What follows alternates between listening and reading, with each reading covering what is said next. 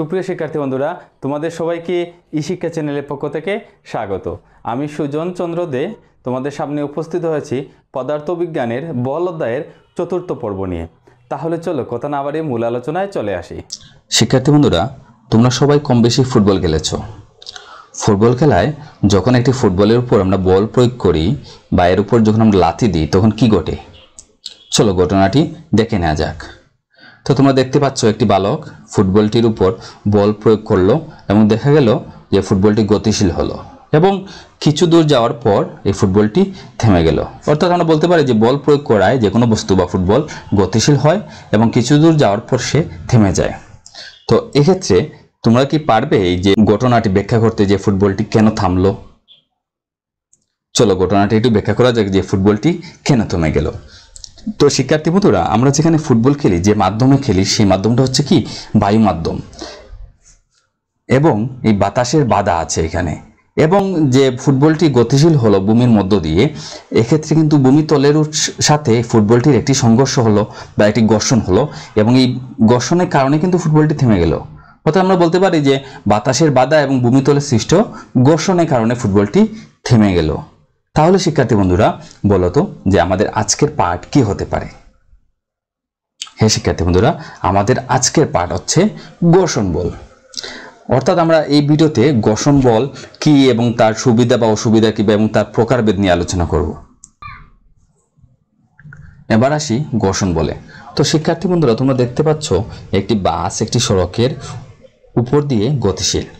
এক্ষেত্রে বাসের চাকা এবং সড়কের উপরিতল এর মধ্যে একটি ঘর্ষণ হচ্ছে এবং এই ঘর্ষণের ফলে সে বস্তুর গতিকে, অর্থাৎ বাসের যে গতি আছে তাকে হ্রাস করছে। ঠিক আছে, তো যদি হ্রাস না করতো তাহলে কোনো একটি বস্তু যখন গতিশীল হয় তাহলে সে কিন্তু চলতেই থাকতো। তো যেহেতু কোনো একটি বস্তু গতিশীল হলে কোনো এক সময় থেমে যায়, তো এক্ষেত্রে আমরা বলতে পারি কি এই ঘর্ষণ বস্তুর গতিকে কি করে হ্রাস করে এবং এই ঘর্ষণ বলের দিক কি হবে। তো দেখো শিক্ষার্থী বন্ধুরা, তো যেহেতু আমরা জানি কোনো একটি বস্তুর গতিকে যদি আমরা বাধা প্রদান করতে চাই তাহলে গতির উল্টো দিকে বল প্রয়োগ করতে হয়।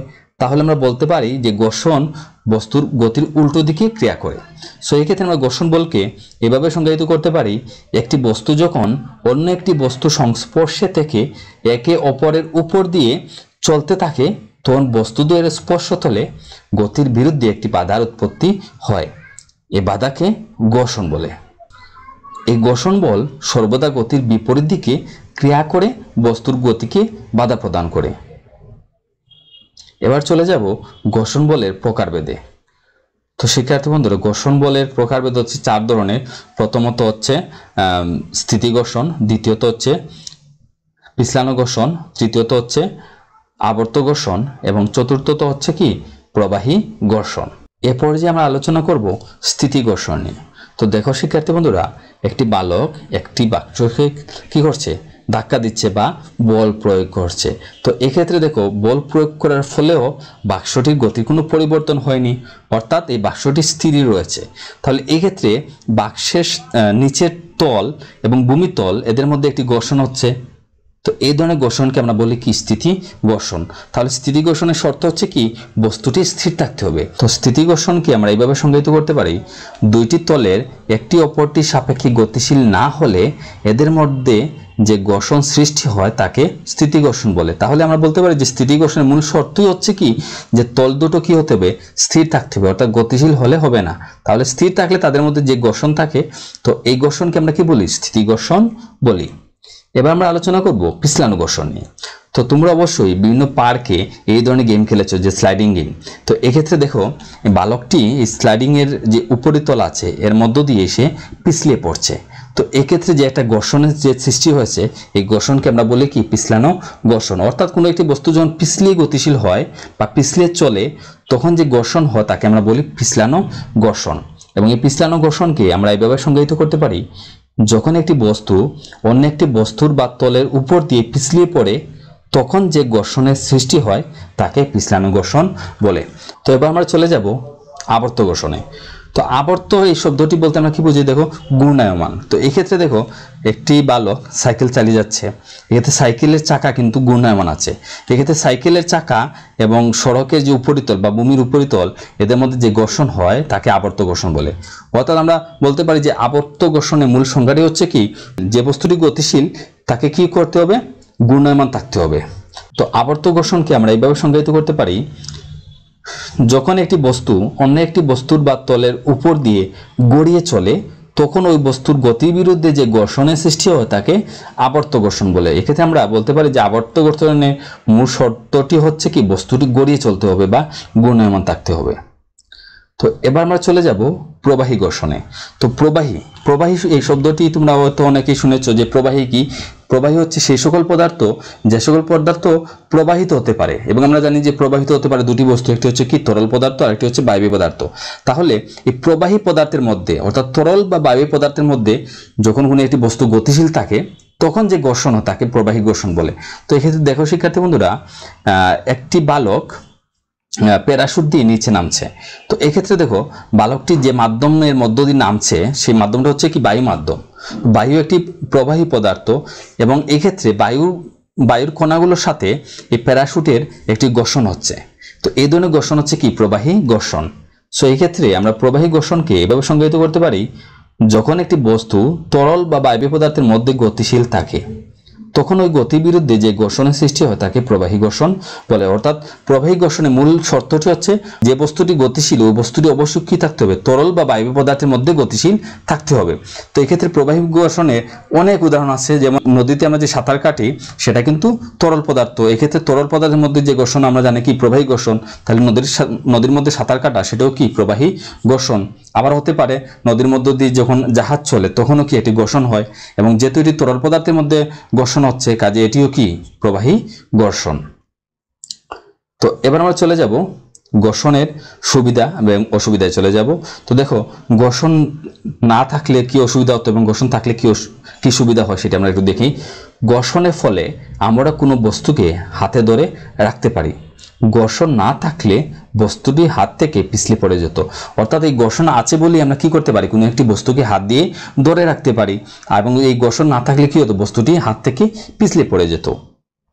দ্বিতীয়ত হচ্ছে কি, দেখো ঘর্ষণ আছে বলে আমরা হাঁটতে পারি, রাস্তা দিয়ে গাড়ি চলাচল করতে পারে। অর্থাৎ আমরা যখন হাঁটি তখনও কিন্তু আমাদের পায়ের সাথে ভূমির মধ্যে একটি ঘর্ষণ হয়। তো এক্ষেত্রে এই ঘর্ষণ বল যদি না থাকতো তাহলে কিন্তু আমরা ভূমির মধ্য দিয়ে হাঁটতে পারতাম না বা রাস্তা দিয়ে গাড়িও চলাচল করতে পারতো না। তৃতীয়ত দেখো ঘর্ষণের কারণে প্যারাশুট দ্বারা ভূমিতে নিরাপদে অবতরণ সম্ভব হয়। অর্থাৎ এক্ষেত্রে প্রবাহী ঘর্ষণ যদি না থাকতো আমরা কি প্যারাশুট দ্বারা ভূমিতে নিরাপদে নামা সম্ভব হতো না। এবার দেখি ঘর্ষণের অসুবিধা কি। দেখো ঘর্ষণ গতির বিরুদ্ধে কাজ করে বলে ঘর্ষণকে অতিক্রম করে গতি সৃষ্টি করতে হলে কাজ করতে হয়, ফলে আমাদের কষ্ট। তো দেখো শিক্ষার্থী বন্ধুরা, এক্ষেত্রে ঘর্ষণ কি করে, বস্তুর গতির বিরুদ্ধে কাজ করে, অর্থাৎ সে বস্তুর গতিকে বাধা প্রদান করে। তো এক্ষেত্রে আমরা যদি চাই কোনো একটি বস্তুকে গতিশীল করতে তখন কি করতে হবে, আমাদেরকে কাজ করতে হবে, এবং আমাদেরকে যদি কাজ করতে হয় তখন আমাদের কি হয়, পরিশ্রম হয় বা কষ্ট হয়। ঘর্ষণের ফলে যন্ত্রপাতি গরম হয়, অতিরিক্ত গরমের ফলে ইঞ্জিন নষ্ট হওয়ার উপক্রম হয়। তো আমরা জানি যখন একটি বস্তু বা যন্ত্র ঘূর্ণায়মান থাকে তখন তাদের মধ্যে ঘর্ষণ হয়, এবং এই ঘর্ষণের ফলে যন্ত্রপাতিগুলো কি হয়, গরম হয়ে যায়, এবং যখন যন্ত্রপাতিটি অতিরিক্ত গরম হয় তখন কিন্তু ইঞ্জিনগুলা নষ্ট হওয়ার সম্ভাবনা থাকে। ঘর্ষণের ফলে অপ্রয়োজনীয় তাপশক্তি উৎপন্ন হয়, ফলে শক্তির অপচয় হয়। তো শিক্ষার্থী বন্ধুরা, ইতিপূর্বে আমরা যে উদাহরণটি নিয়েছি এক্ষেত্রে দেখো যে ফ্যান যখন ঘূর্ণায়মান থাকে তখন সে কিন্তু গরম হয়ে যায়, অর্থাৎ এক্ষেত্রে তাপশক্তি উৎপন্ন হয়, এবং এই তাপশক্তি আমাদের কিন্তু অপ্রয়োজনীয়। সো এক্ষেত্রে কিন্তু শক্তির অপচয় হচ্ছে। এবার আমরা আলোচনা করব ঘর্ষণ কিভাবে বাড়ানো যায় বা কিভাবে কমানো যায়। তো দেখো যে দুটি তলে ঘর্ষণ হচ্ছে সেগুলোকে আরো অমসৃণ বা খসখসে করা।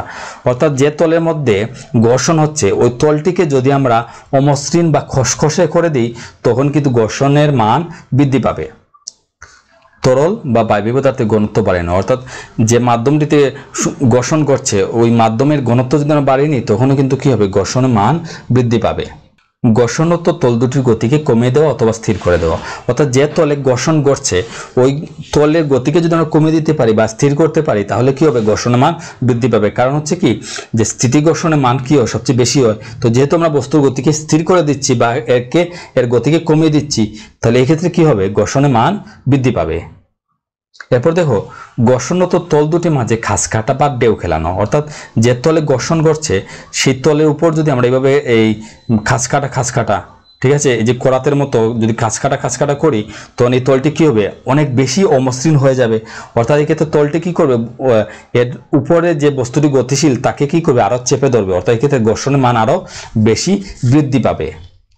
এরপর দেখো, তরল বা বায়বীয় পদার্থে ঘর্ষণরত পৃষ্ঠদেশ বাড়িয়ে দেওয়া। অর্থাৎ যে মাধ্যমটিতে ঘর্ষণ ঘটছে ওই মাধ্যমের এরিয়াটুকু যদি আমরা বড় করে দিই তাহলে কি হবে, ঘর্ষণের মান বেড়ে যাবে।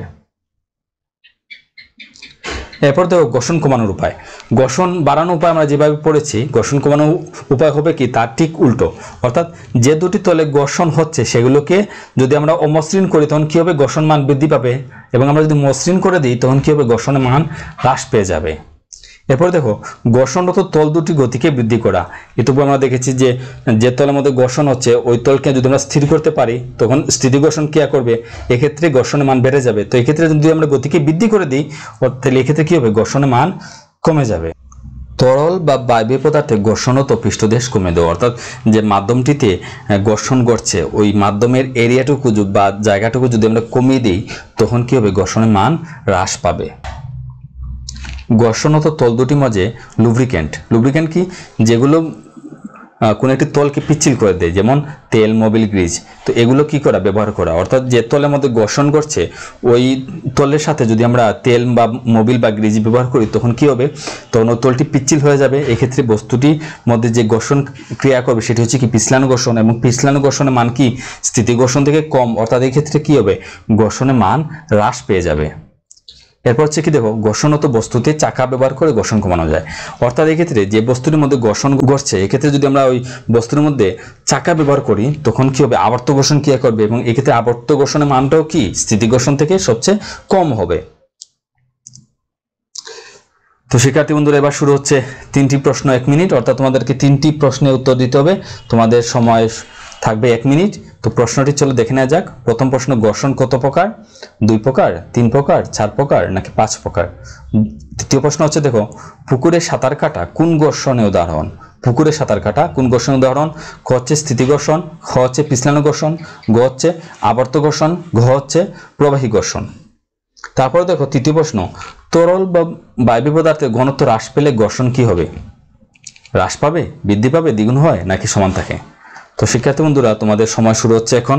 তোমরা এই 3টি প্রশ্ন সমাধান করার জন্য সময় পাবে 1 মিনিট, এবং দেখা যাক তোমরা কারা কারা 1 মিনিটের মধ্যে এই 3টি প্রশ্নের সঠিক উত্তর দিতে পারো।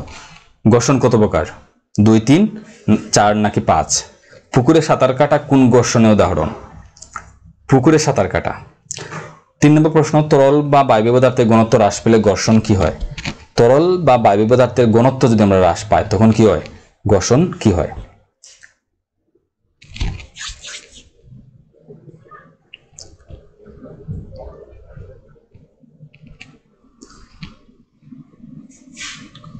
তো আশা রাখি শিক্ষার্থী বন্ধুরা তোমরা এই 3টি প্রশ্নের সঠিক উত্তর দিতে পারবে।